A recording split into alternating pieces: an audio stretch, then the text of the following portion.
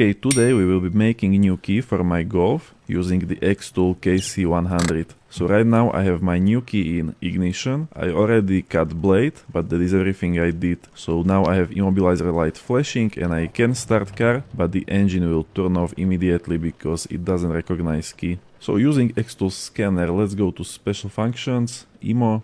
Now we have to find Volkswagen. So let's go to the bottom, Volkswagen, select by car model. Go to Europe, Golf 1K 2004 to 2014. Let's try automatic identification here, but it was not successful, but I think it is this one, CDC. So I am going inside.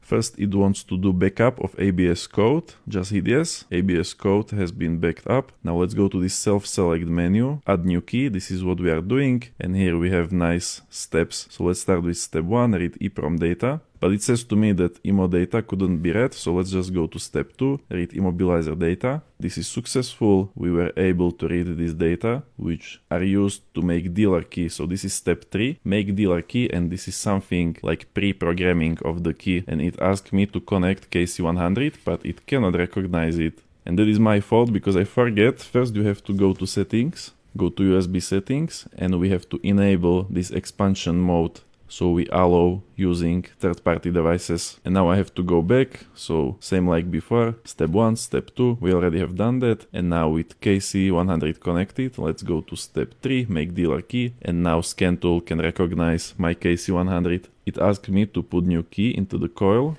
So right now I am putting the new key here. With new key in coil, let's hit OK. Now wait a couple of seconds and we will successfully create dealer key. Successful.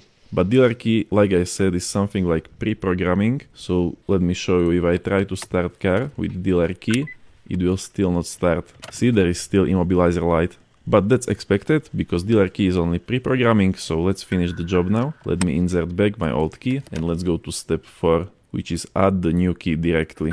Again, it is communicating for a few seconds. It asked me to put key into the coil. I already have done that. Now hit OK and we have successful message. So right now we successfully created new key. Out with the old key, let's insert the new key and check this out. There is no longer immobilizer light flashing and I can even start car. So job successfully done with the XTool KC100. Very easy to use. Now if you are wondering if it can do key programming for your model, I will put link in description for XTool website. Go on that website and you can ask the live support and they will tell you if the KC100 will be able to do key programming for your car model. And if you like this type of videos, don't forget to subscribe.